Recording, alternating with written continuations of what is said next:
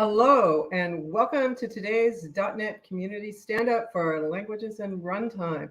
I'm here today with Chet Husk, and I am PM for Languages and .NET Interactive. And Chet works on the SDK and MSBuild, also a PM.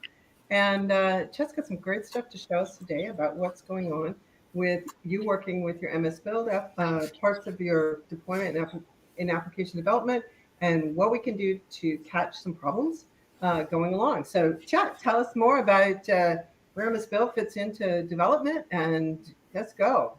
Yeah, so hi folks, thanks for joining us today, everybody. MSBuild is something I think that's pretty core to the .NET developer experience, whether or not you're super aware of that. When you're writing code in Visual Studio or Visual Studio Code, when you are doing .NET Build or .NET Pack at your command line, all of these common ways of interacting with your projects are using MSBuild under the covers.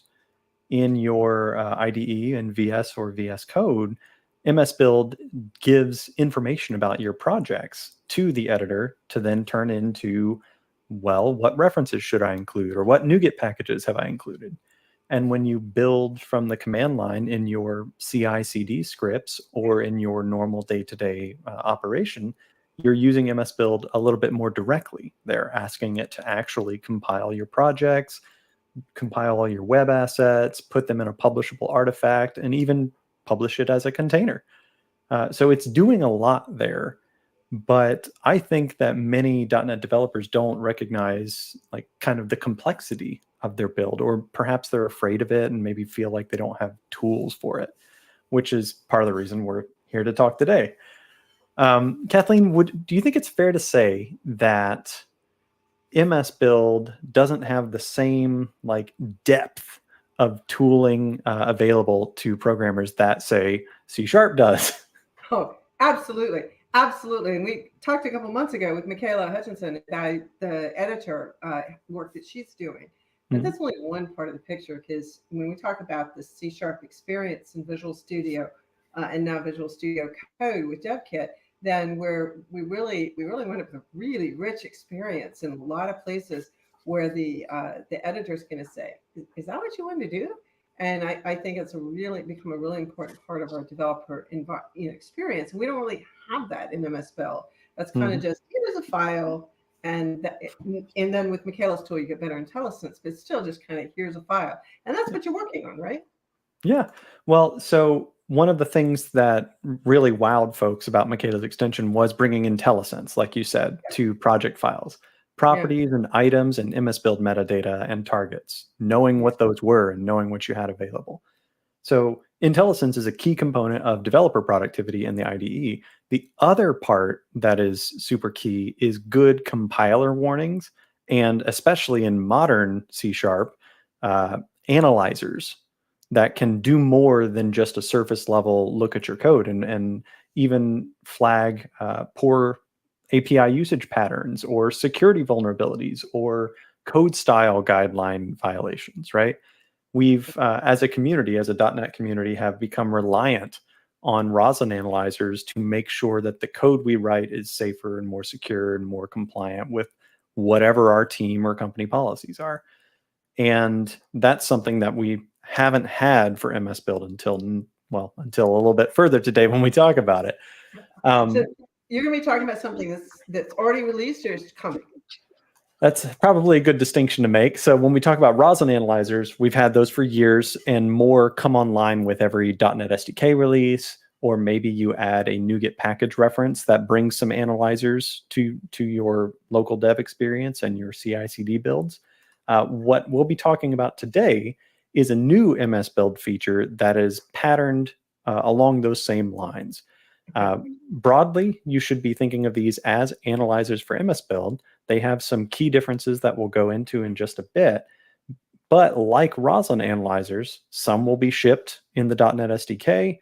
Some will be available via NuGet packages that you can grab. So you'll see a little bit later, but we've deliberately tried to mimic the Roslyn Analyzer experience of using analyzers as much as possible. But before we see some code, I kind of want to level set and talk a little bit about what Roslyn Analyzers do, and then compare and contrast this new thing. So we have our heads on right before we go dig into some code. And to do that, we'll also, I think, need to talk about at a high level MSBuild itself and how it works. Okay, that sounds great. So we'll do a little bit of that. So we've got a couple quick slides.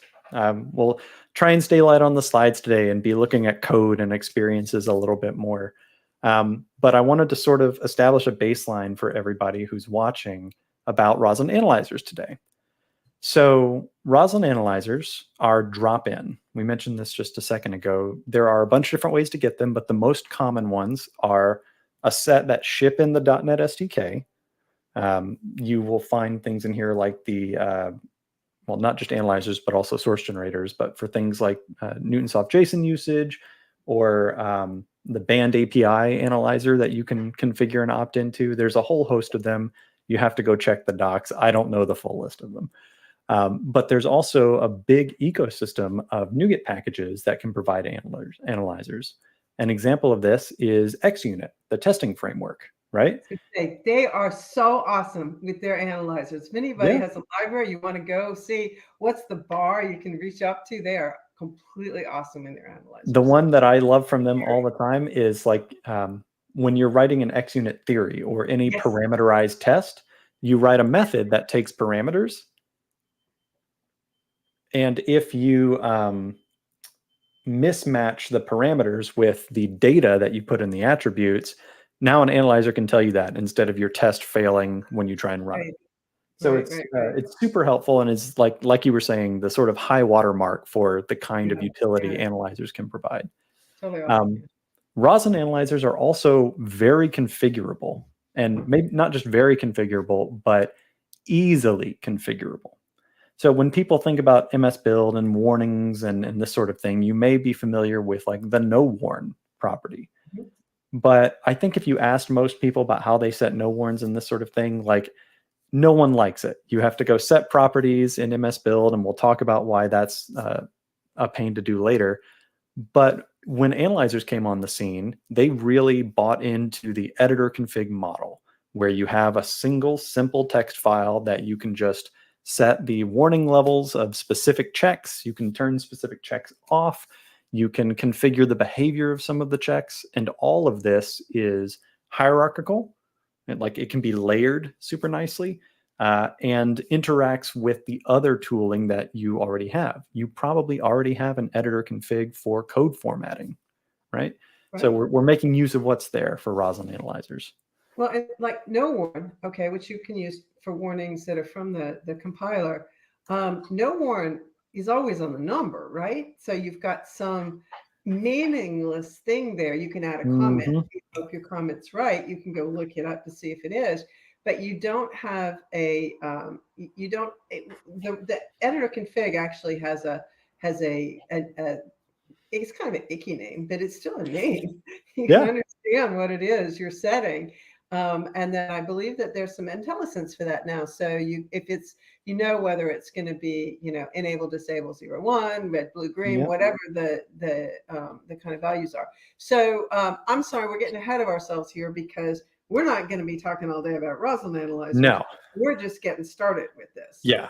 So real quickly, the other things that Roslyn Analyzers do is they typically do static analysis. They look at your code as written and tell you things that are likely to be problems. Generally, so this is happening at compile time. It's not actually running your code. And so to some extent, there's some guesswork involved, right? When you are building an application for multiple platforms, Linux and Windows and Mac, and maybe even like Windows ARM64, if you have the new Windows dev kits, right? Some of the analyzers we bundle in the box are smart enough to look at that and tell if you're using an API that isn't available on one of those platforms, right? But that's not like hard knowledge. It's not actually running your app on WinX64 or WinARM64 and saying, oh, well, we don't actually have this API. Like there's some logic the .NET team had to encode into that, right? Right. As opposed to just being able to like actually run the thing and ask about it. Right. The final thing is consistent enforcement. Roslyn analyzers run every time you compile. every time you make a code change, you get some sort of feedback from analyzers, right? It's integrated into your dev loop cycle. Asterisk, like there's things you can do to make that not the case, but that's the general case. So this is Roslyn Analyzers today. Now, with one click, we're going to compare against the new MSBuild BuildChecks. First things first, they're not MSBuild analyzers, or rather, we don't talk about them as analyzers, because the analyzers that we just showed we just looked at for Roslyn were all about static analysis, right? BuildChecks are much more dynamic. They are not looking at your MSBuild logic, the project file you have, the directory build props, the logic provided by the SDK in a vacuum. They look at it when it runs, when you are doing a build, right? So let me see if I understand you there. So that means that analyzers run before you even have code you could deliver. They run upfront during the compilation cycle or during the editing cycle.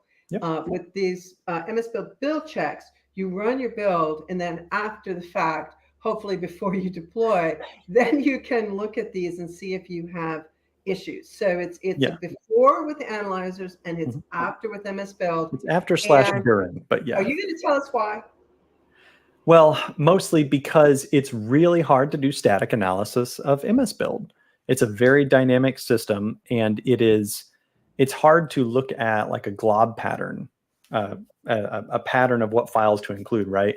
And to anticipate what every MSBuild task might do with that, right? So I would think about that a little bit differently. It seems to me that if we look at MSBuild, unlike C#, we have both imperative, this is what we're setting up to do later, but we also have some active, we have some declarative stuff and some imperative stuff, okay? Oh yeah, so like when you picture a build.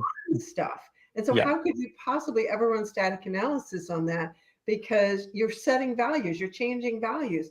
And I don't know how we, other than doing a pretend build, how you could ever do an upfront analysis, because so much happens with MSBuild. That's the key point. MSBuild is a dynamic environment.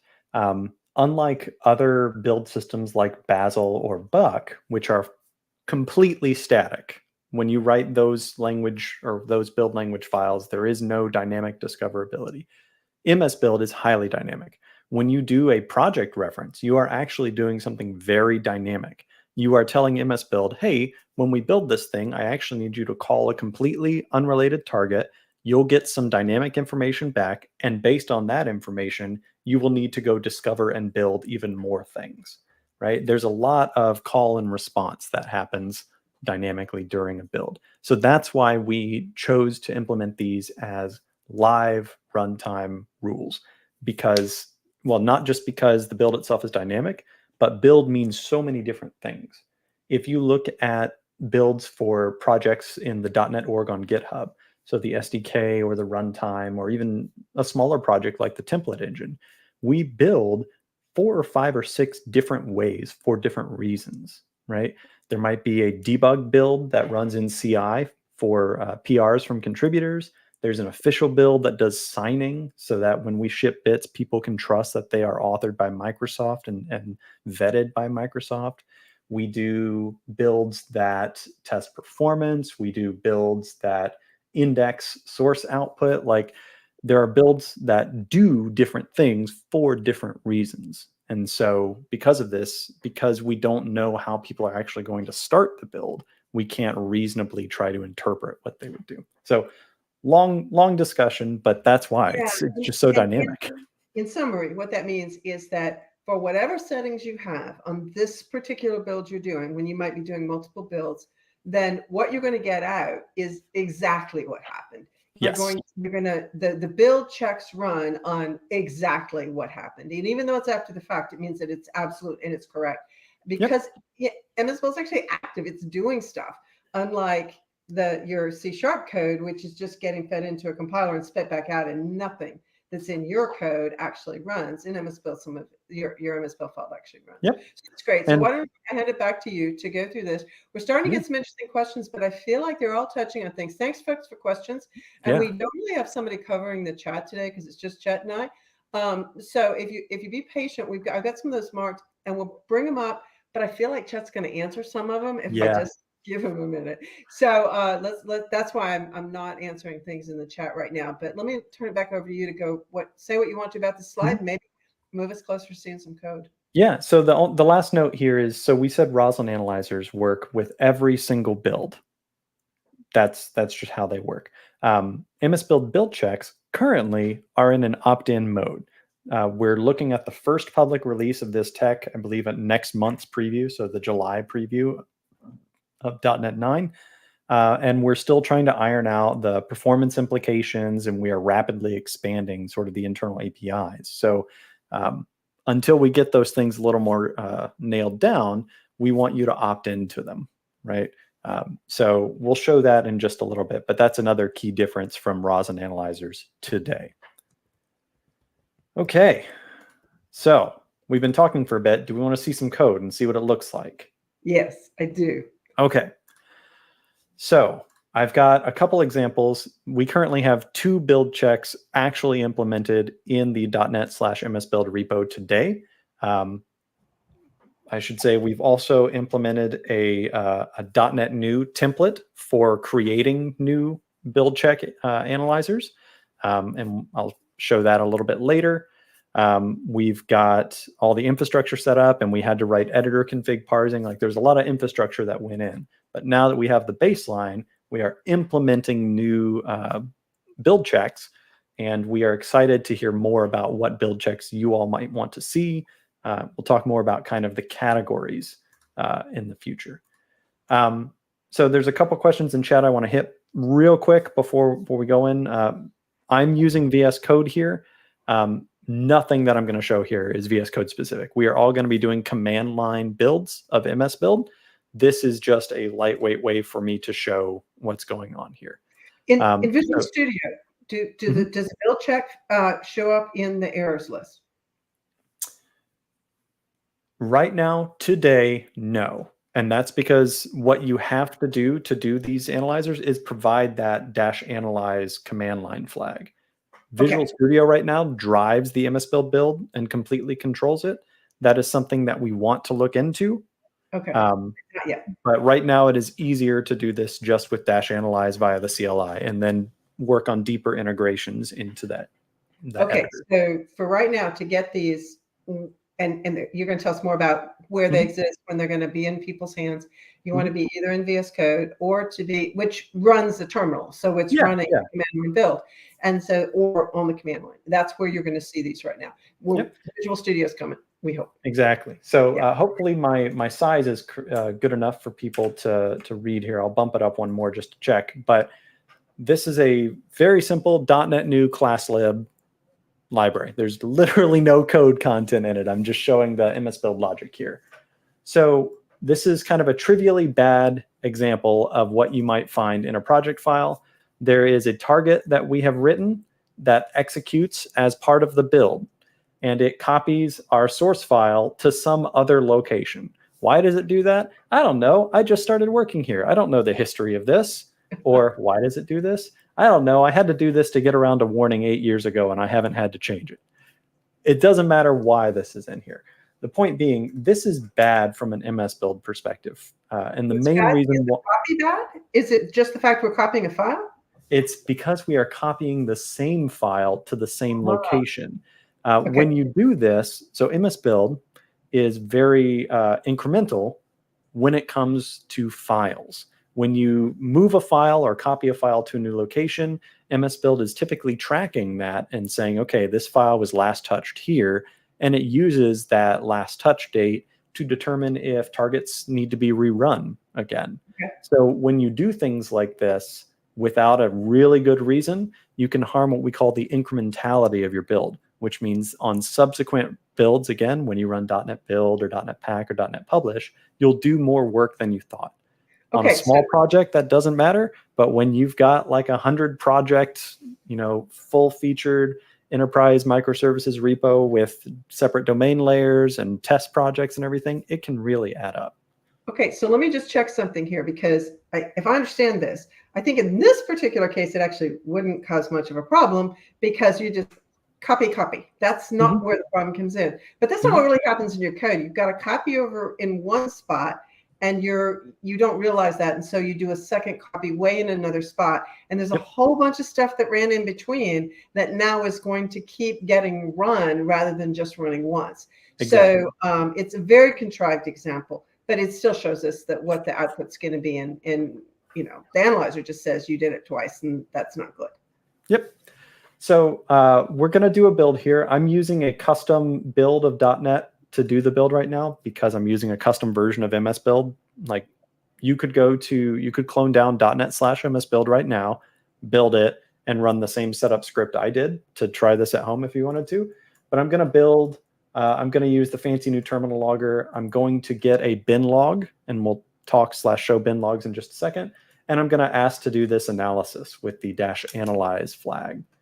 And so when we do this, we are able to quickly build our project, but we see a nice new warning here. It's got a warning code that you might expect to see from a warning or an analyzer. And it says that the tasks copy and copy from doublewrites.csproj and doublewrites.csproj write the same file to the same location, which is trivially true. If we had multiple projects doing this, you would see the separate task names in here, and you would see the separate project names. And in hopefully a month or two, you will see actual locations in here as well, right? So we will be able to pinpoint and say, you know, the copy task on line 11 of doublewrites.csproj did this, and so did the copy task on line 12, right? Point being, we can now define rules. We can define things that the MSBuild team thinks removes or harms your build. We can make rules that the SDK team thinks are good for .NET SDK projects. And importantly, we can control the frequency at which they run. So I mentioned editor config before. You can control this warning BC102 and change its severity level and even change if it runs or not. So if we do this build again, now that I've changed the editor config, we see we have an error now, right? Or if I disable this entirely and run one more time, the build succeeded because we didn't run the analysis. So does that follow normal editor config rules? And can you remind me what they are? Because they can be stacked. You can have several Absolutely. of those. Yeah. So this does. This is one of the best things about editor config, in my opinion. You can scope these both. They are hierarchical by default, unless your editor config has the root true key in it. Every editor config will compose with the one above it, and so on and so forth, which means you can enable or disable these checks at a very fine grain. You can also use glob patterns to assign these rules. So right here, I'm saying in this directory structure, every CS proj should use these rules, but you could have different rules for different projects at a high level, or you could push those project specific rules, you know, side by side with the project files. All of this is just the way users expect editor config to behave. And we play into that perfectly based off of the guidance or the user expectations that Roslyn has established here. Okay, so we have a question in the chat I thought we should get to right away. Let's do it. Can we do this today? Is it available today? Or is there something people need to download? Or do you want us to just hold that question for a minute? Yeah, so what I just showed, you will not be able to do with an SDK that you download off of .net and then go download off the .net website, right? I had to build the MSBuild project myself. I had to clone a repo down. I had to run the build script. And then that repo has a script that lets you point at a .NET SDK and slam a new, like the locally built MSBuild down on top of it. All right, so I'm using bleeding edge bits here. Okay, so we're on totally hot bits right here, lava hot. That's cool. But and people can do that. We're open source and go to MSBuild and the MSBuild repo, and I'll explain how to do that. Because we try not to do bleeding hot bits that you absolutely can't get to unless we really, really need to. But on this one, when can people expect when are you hoping to get this in preview where people can actually work with it? So this that I've showed and the next one I'm about to show will ship with the .NET 9 preview, I think 6 in July. Okay, so about a month from now, we're hoping to get this into people's hands, but in the preview, the .NET 9 preview, not in the .NET. We don't have a .NET 8 update, I don't think, in July. Not a big one. Correct. Okay, super. Okay. I think technically some of these might ship in 80400 as well, but we're targeting the feature overall for 9. 9 is when we will be talking about it and moving it out of preview and all of these things. Well, let me ask you a quick question about that. Does it so if I have a project and is it TFM aware? So if I'm using in the future, it's in November, .NET 9 is released, I'm using .NET 9, but I have a .NET 8 project. Is it going to run these analyzers on .NET 8? That's a great question. .NET 9? So this is a similar question to what we have with Roslyn Analyzers. So when you get new SDKs, sometimes you get new analyzers, right? This can be breaking to people because a new analyzer could flag some bad behavior and break your build on, an 80300 to 80400 SDK update. Generally speaking, we do not want that to happen. We want to introduce new analyzers at a notification level only. So information level or info. At the next major version level, so 90100 in our case, we might look at usage rates or severity or importance or a number of different criteria and say, okay, these analyzers, these build checks should now be warnings by default, right? This is similar to how the warning level that the Roslyn compiler uses for its diagnostics works. This is all in line with kind of the procedures that we have as an org now. We introduce new diagnostics at a notification level only, and as we have access to knobs like TFM, then we can raise the level based on TFM. And there are other knobs that we're talking about as well. In previous instances of this show, we've talked about archetypes as a way to more explicitly signal that. But with these build checks, just like with Roslyn Analyzers, just with new compiler warnings overall, we want to be aware. We want to be cognizant of the fact that we might break people, and so be very deliberate about that. All right, I got a couple quick questions for you. You might want to switch back to editor config for this one. We have a question of what is a glob pattern? I think it is G, glob is what you said that, and what is it? So glob patterns are named for a sort of file path expansion rule. You can think of it as like a very simple regex, and they show up in all sorts of places. It's the star. It's the star. It's the star and the question mark and the star. Those are the big things. So a glob pattern will say like star.csproj, and that means in this directory, any number of characters .csproj is a file that matches this pattern. And so it's used as a way of targeting. In MSBuild, you will often see globs in to add new content to a project. So sorry for the typing, I'm trying to make it quick. We might say something like this to include from all nested subfolders that have a data subfolder in them, all of the JSON files as content in my project's output, right? So glob patterns are a way of very quickly doing some action or setting some setting on an entire category of files or folders. Okay. And I'm going to try to bring this next question up real quick because I do think it's really an important question to ask. So, I think you showed this with MSBuild, and a lot of people never call MSBuild, right? So, and a lot of people don't actually use the command line, So we're used to Visual Studio and it taking care of us. We said earlier, we hope will come to Visual Studio soon, but it's going to come first to the command line and VS Code, which uses the command line. So why does a normal dev care about this? I'm glad you asked. I think so. The most concrete things that these analyzers are going to deliver for you is improved build performance, especially in CI/CD scenarios, which directly translates into money saved. Potentially also improved security. right? One of the things that we'll talk about later is the different categories of analyzers that Microsoft or the community might write.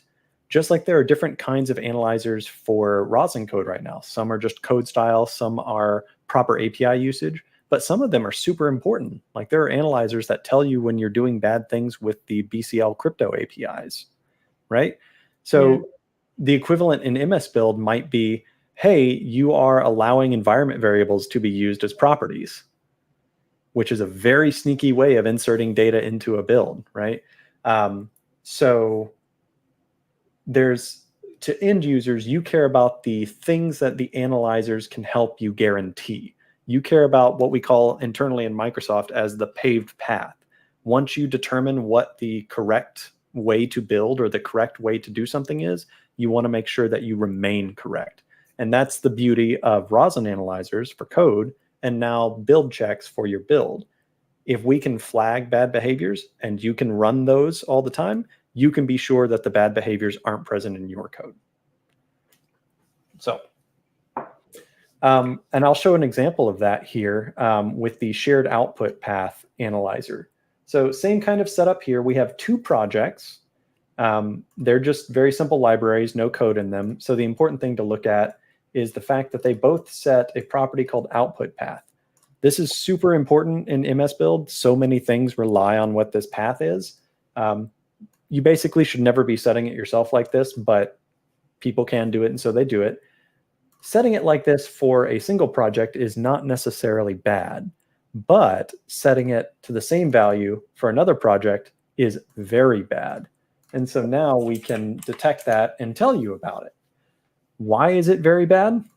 Well, yeah, there's the warning. Cool. Project 2 and Project 1 have conflicting output paths, and they both point to this same location. Why is that bad? Two projects building to the same output location are not deterministic. You don't know if Project 1 or Project 2 is going to finish first and therefore copy its data to that shared output path. While the individual project DLLs that you make, so project-1.dll and project_2.dll are distinct, if those have dependencies that share, or if they both have a dependency on Newtonsoft JSON but different versions, and one of them's patched and one of them isn't, you may have just introduced a security vulnerability into your app because you built both of them to the same output location and you could not deterministically like copy those, right? So this is a super subtle thing, but this hits teams inside Microsoft all the time. The MSBuild team has this like almost deep knowledge that has been embedded in all of us from years of helping partner teams find root causes just like this in real production code. And I guarantee you it exists out in the wild as well. And that's like the other huge benefit of these build checks. If we can codify some of that knowledge, some of those rules, then it's like you have someone on the MSBuild team also on your team all the time, right? And not just the MSBuild team. Like there are folks inside Microsoft that want to work on things like reproducible builds. And so there's a community project called dotnet/reproducible builds. You could put build analyzers related to reproducibility in there and help ensure that your projects were more reproducible all the time, right? So I see that there are a lot of questions in the chat. I think now having shown these is a good time. Let's just do a time check real quick too, because we've got 25 minutes left, Chet. Mm-hmm. So I don't know where you want to go next, but I'd love it if we caught up on some questions. Do you want to grab some out of there? I've got a few started. I can bring some up that we've collected over the last 30 minutes. Yeah, I say let's just burn through what you've got. All right. So real quick, yes, the structured log viewer is awesome. I don't know if we're going to show it today or not. If you're used to using it, that's fantastic. It can be a little overwhelming if you're not used to it. That's part of what I'm going to show it real quick. All right, you do it. It'll take just a second to grab the correct one. So now I have to zoom in about 40 times. Yeah, at least. Okay. So when we did those builds in the VS Code terminal just a moment ago, I added a -bl command line argument. And that tells MSBuild to write a file that by default is called msbuild.binlog. And you can see that name right there. That binlog file contains everything that happened in the build in a binary format, hence binary log. This viewer sort of unpacks that and lets you see exactly what happened. If you are new to MSBuild, or if new to build analysis, or if you are the build person at your job, this tool is, I would say, vital to understanding what's going on. The most important things that it can let you do is see what environment variables went into your build, look at the evaluations of your project. So what properties and items did MSBuild read when it was loading your projects? And then finally, actually dig into the nitty-gritty of, what happened when you built each individual project. And so you can see, and this kind of ties into Martin Costello's question in chat as well about what MSBuild is. All of these tasks, or all of these targets, are things that either msbuild.exe or the .NET SDK have brought into your project to accomplish some goal. Right. So if we quickly look at, say, project 1 here, and we look at the imports, we see that the .NET SDK brought in some things called props and targets. And these props and targets set all of these properties, which all have different meanings. And they set all of these items, which also had different meanings. For example, here is my source file that I'm going to compile whenever we actually get to the build. So all of the things that happen when you run .NET Build or .NET Pack are coming from what the SDK brings you, and the SDK then brings you, like, maybe NuGet packages bring some logic. And this tool makes all this visible. And so we're just a big task runner, and when you call .NET Build, we eventually get down to a place where we can run core compile and call the C# compiler, right? And when you call .NET Pack, we eventually call a target that the NuGet team has created to create a NuGet package. And when you call publish, we eventually call the publish target, right? So there is some MSBuild task and target somewhere in this big set of MSBuild logic that is actually accomplishing the thing you set out to do. And if you learn MSBuild, you can do really interesting things in a way that is fast and repeatable. So that's kind of the pitch. This tool helps you unpack all of that. And like some folks were mentioning, there are some analyzers that come baked into this tool to help you triage that. Like, what are the most expensive tasks? There are some viewers as well. Let me zoom in a bit so you can get a timeline-based view of the major sort of life cycle steps of building a project. And then my personal favorite one is the tracing view, where you can get a nice sort of flame graph style view of what took the longest. So you can see here, even in this very simple project, building the individual projects, restore took a decent chunk of time, and just figuring out what to restore took a decent chunk of time. And so if you're a build person at your job, you can look at this and try and find these big, long chunks of time and do things to minimize them. Okay, so that's the binlog viewer. I want to put a couple things out here that we kind of went past. One of which is, first of all, if you just want to build .NET projects, you may never need this. This is not something that every developer needs to do. So let's start with that. And then the fact that this was a pretty simple project, and that's an incredible amount of stuff that gets done. And yes, a .NET build is very complex. It's complex for a couple of reasons, including history, because it's been around for a long time. Things just keep getting at it. It's hard to take things away. And the SDK that is at the top of your project file brings in a bunch of stuff that you need to build. Now, remember that a .NET build is not just building your C# code in isolation. It's also making sure you're ready to deploy with whatever you're doing, which might include WinForms, it might include web, it might include Aspire, it might include a ton of different things. And so it's helping put all that together. And that's why it's complicated. But yes, it's complicated and we don't hide it. If you want to go look for the guts of it, you want to go look at how the sausage is happening, you can go do that. And that's what the binlog's all about. And we love Kirill who wrote it. wonderful. And so, yeah, it's a really important piece when you're trying to get to know the build.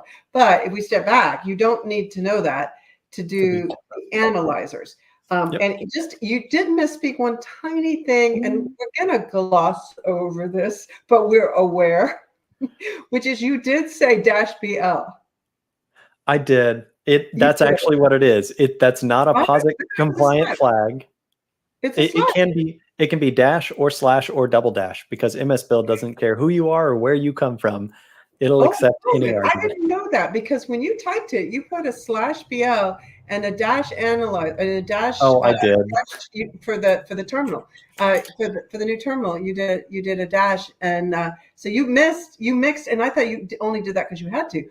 So that's awesome. So you could have used a dash all the way across. I could have. I should have, for consistency's sake. Yeah. It's no problem. It's no problem. Okay. So I'm skimming some of the questions here. Jeroen Jansen has had a lot of good questions in here, like, can I write my own analyzers for our company MSBuild SDK? That is explicitly the kind of thing that we want to enable and promote.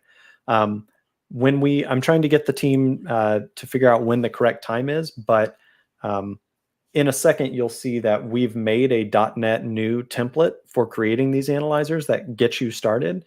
We just have to figure out the correct time to push that to NuGet so that you can install it. But it should be super easy. And if you've written a Roslyn Analyzer before, we've tried to follow a similar model here. You don't have to know the entire MSBuild object model. We provide lifecycle hooks to key events with key kinds of data that you can use to grab the pieces of data that you need. For example, that output path analyzer really just needed one piece of data. What is the output path for each project as it comes in? There's a lifecycle event for when the project or properties of a project are known. That analyzer hooked up to that lifecycle event, and each time it was called, it found the piece of data, stored it in a concurrent dictionary, and then when it found conflicts, it raised that error. Right. So logically, we're trying to keep the model simple. It's a fairly minimal model today. It will not do everything, which is why we want people to try it out and tell us the kinds of things they would like to validate so that we can grow that set of capabilities over time. Super. I've got another one from Jeroen, which is this one. So if I look at a bin log file, can I find it? Do I have to see it in the output? Is it gone after the output is gone? Yep. Yeah. So they do show up in the bin log. Great question. The display of that is not great today. That's one of the work items we have to make it slightly better. Right. In addition to the actual warnings themselves, Roslyn Analyzers have a similar problem where a particular analyzer can take a lot of time and actually slow down your build because the analysis it's doing is so deep and detailed. Therefore, we think it's important for users to be able to see how long individual rules take to analyze. And so if you look at the compilation, that CSC task in a bin log, it has logs on it that say analyzers took this long, compilation took this long. Here are the analyzers with their actual times. We have the same information for MSBuild BuildCheck analyzers to give you enough information to make an informed decision. Is the risk of output path clobbering big enough to justify the microsecond time it took to evaluate? Yeah. So do you have to go to the bin log to find that information, or will it be output? You do currently, or that's the easiest way currently. If you're using Terminal Logger, it doesn't show a lot of things by default. But if you up the verbosity of Terminal Logger, you do get a kind of gross output display right now. We're working on a better model for MSBuild the engine about reporting things like this that are sort of build level summary information. And once we have that model set, we do want BuildCheck analyzers to make use of that. So give us your feedback on how you want to see this data and where you want to see this data, and that will definitely play into the development process here. Super. Okay, well, I got another one from John. So can it fail the build? That's a pretty darn important one. Yeah, and we showed that, right? So there are two ways it can fail the build. You can either set the global or the editor config to say this is an error, not just a warning, or if you are like many teams and companies out there, you can run your build with warnings as errors enabled. I think it's treat warning as error in MSBuild property speak. But if you do this, any warning breaks the build, right? So yes, an analyzer can fail a build. The with actionable information part is a little bit more variable. Right now, so you've seen examples of the 2 error messages that we have today. One of them told you the files in question and where they were being copied to, as well as which task and which project. It didn't tell you the exact location due to a technical gap, and we're plugging that gap. And so in future versions, it will. We think that's pretty actionable. We can't necessarily know like the entire reason why that copy was called, for example, but we can tell you when and where it is, and then you can make a decision from there, right? Okay. So broadly, it's going to depend. We're going to try and be as actionable as we can be. And this is yet another area where we need feedback from users using the tech to say, great, this told me a thing, but I wasn't actually able to find the root cause. Give me more data, please. Right. And there's some things are going to be challenging in that, because there's a lot of conditional stuff that happens as MSBuild runs, and it can be tough to know when something you went down a path because of a conditional someplace up above. That's still going to be a little tricky to figure out sometimes. We're on a journey. We've just started these builds. Over time, we're going to get more and more. And some of that you do have to go back to the bin log for. And so I do just want to point out, that's very similar to Roslyn Analyzers. That API has definitely grown organically over time as internal teams and third-party consumers have said, I need to be able to check this syntax node, right? Or I need to know this piece of data. Yeah. Amazing team working on that one. So this is something you said up front, but I want to come back to just because it's in there, and I want to make a really clear answer to this. So it might help if you, let's start with what's the difference between a static analysis and this build check? I know you've said this earlier, so maybe a short version this time around. Yeah. So static analysis might be something like this, where there is something wrong with the syntax of this file. And in this case, because MSBuild is an XML file and I have an XML tooling installed in my editor, that XML tooling can tell me that this is wrong. So that's a kind of static analysis. Build checks are not that. Okay. Another kind of static analysis could be about, potentially could be setting the output path at all is wrong.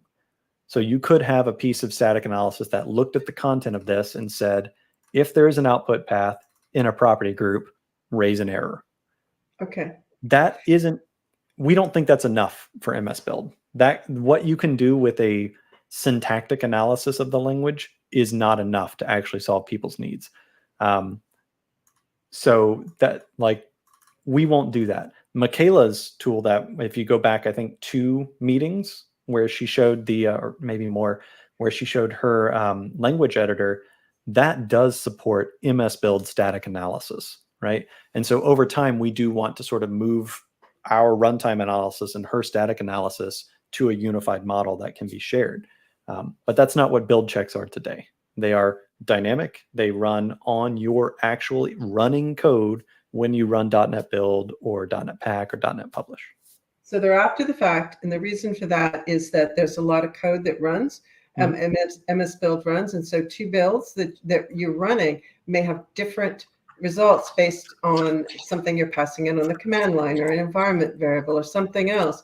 And when there's a condition, then what's going to happen inside varies. And so without actually running the build, you really don't know what happened. And that is very different from the way Roslyn worked. And you might say, oh, well, why can't you figure it out? Well, the problem is that some MSBuild input files are spectacularly complicated.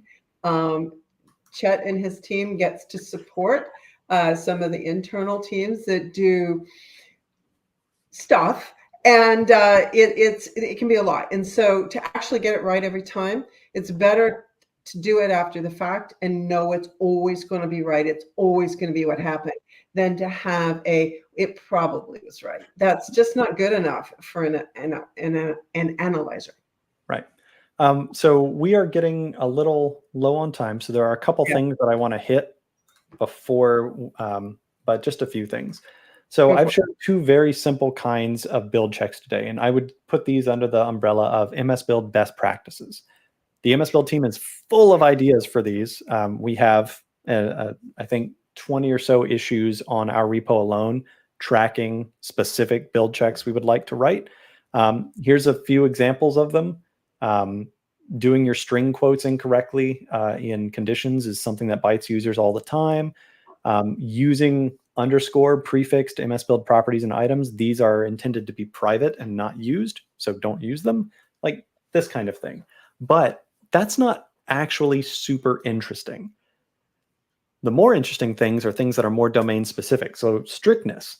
If you remember that bin log we showed there on that heat map, what you were seeing was kind of the call and response protocol of MSBuild, where we were having to do dynamic execution to discover what projects we should even build, or what targets we should use when we build those projects, or what properties we should use when we build those projects. We could write analyzers that say, you need to add particular pieces of metadata to this project reference so that we don't have to do that negotiation, so that we always know how to build this thing. And if you did do that, you would both get strictness, like you would just be able to read the file and see how it's going to be built. But more importantly, you would get perf, because you wouldn't be doing that negotiation call and response. In that bin log, that was like 500 milliseconds of time. Not a lot, but it adds up when you're building 20, 30, 40, 100 times a day, right? I mentioned earlier using environment variables. People don't know that environment variables can be properties in MSBuild, right? So if you have a common MSBuild property name you're using, like we'll say token or something. If you have an environment variable called token in your PowerShell profile or your Bash profile, that's getting passed to your build. In the bin log viewer, there was a folder for environment. I did not expand that because I have tokens in my environment variables that made it to the build, right? So a strictness analyzer that made you, or that provided a way for you to opt out of that and would warn you when you didn't, could be good for security and good for build strictness, right? There are a few more kinds of checks that we would like to consider doing. Domain-specific guardrails. So all of the things we've shown are from MSBuild, but the SDK is a separate product with separate models, right? The SDK is what brings this idea of multi-targeting for multiple target frameworks. Well, in a project file, you probably shouldn't be setting both target framework and target frameworks. So the SDK team could make a build check to verify that and then ship that with the SDK, right? So, Same for ASP.NET Core for things like static web assets, for example. Any kind of domain that has rules for logic that should be in MSBuild could enforce those rules. can you give a quick definition of what an SDK style project is? Oh, yeah. So these kind of projects. So the modern .NET projects that are very slim as compared to the older ones from, the .NET framework days that were hundreds and hundreds of lines long. Okay. So all .NET Core projects are SDK style projects, and some .NET framework projects are SDK style. Actually, I mean, so you can, I don't know if folks know this, but you can actually build for .NET framework just like that, right? So some .NET framework projects can be SDK style projects, which means you could theoretically, and this is, I think WPF can do this, even though WPF is now modernized as well. But yeah, you can get the advantage of all of this logic even for .NET framework projects, assuming you are using tooling that works with .NET Build, which not all do, but that's a separate thing. Yeah, so this is, so some folks asked about analyzers for your company. Domain-specific guardrails are where are the kind of bucket that I see that in. And then finally, the MSBuild team has big plans for MSBuild engine, like the functionality of MSBuild itself, but many of them require or may require people to make changes to their project files, or people working on the .NET SDK to make changes to the SDK targets and props files, right? The MSBuild team, if they improve incrementality, which is a whole conversation that we haven't had here, but I mentioned MSBuild does incrementality based on files. We're thinking about expanding it to also do incrementality based on project properties and a number of other things. If we do this, it's very likely that there are existing tasks and targets out in the wild that would not correctly declare their incrementality. So we could have an analyzer that checked incrementality and provided errors when you did not do it right and said, hey, you need to add this property to this task's incrementality check and this property to this task, and so on and so forth, right? So we can sort of make it easier for people to onboard to new and improved MSBuild functionality through this, which you often see used with analyzers as well. So system text JSON is the one I like here. You get guided to use the correct APIs to light up AOT when you start doing AOT things. And that's thanks to the publish AOT analyzers that the linker team and the runtime have created and made available, right? So there are a bunch of different kind of analyzers that we would like people to make. When you make them, it should be super easy. You should be able to run .NET new install microsoft.build.templates and then .NET new MSBuild analyzer, implement your analyzer, pack it into a package with .NET pack, and then push that package up to NuGet with .NET NuGet push. Boom, boom, boom. That's the goal. Can we do a lightning round? Yes. I think I've only got about 3 on this. It won't be too bad. But lightning, okay? This is lightning round. Okay. Sure. So, no. Okay. So is there already a blog post that has some information? No. When we definitely for 90100, there will be some kind of announcement or blog post, probably earlier than that. But this is the first that we are talking about it publicly. You are all the first people that we are talking about it to. So inside stuff. Okay. Next lightning round. Okay. This is MSBuild BuildChecks, but you can think of them as MSBuild Analyzers. But they're at BuildChecks because they ran after the fact, where analyzers we have come to think are running on static analysis before you run. Great. Okay. Correct. Next one. C++. Are they going to be able to run? Theoretically, yes. Because so C++ projects have to use MSBuild.exe. All of this infrastructure is available from MSBuild.exe. What will not be available is the easy NuGet package distribution that we talked about. You may need to do some MSBuild logic manually to tell MSBuild about specific analyzers that you would like to be run, but then the analyzer should run and they should be configured with editor config and et cetera, et cetera. Okay. So that's something we will need to document, but it is in the plan to support. Okay, 2 more lightning round. So here's one. Yes, we do have a top level link. There are 2 in the banners. This is a gross link. I'm sorry. It's on the MSBuild repo. We have a documentation folder in the repo, and the BuildCheck spec is in that folder. There are sub-specs for specific aspects of the BuildCheck engine and infrastructure, but this is the primary design document. It talks about the way people should use BuildChecks, and it talks about the capabilities that they should expose. Super. So hey, Jan's in chat. Shout out to Jan. Jan is leading the team as we develop these things. Okay, super. Okay. And here's another one. Yes. So Jan just hit this one in chat as well. You control the output, so you can put links. This is something that I want to push for, though. In most editors, it's very common to be able to attach some sort of HTTP link to the message code. That's something I do want to push for. Jan is probably like, wait, what? Sorry, buddy. Sorry to ambush you, but we should have something like that.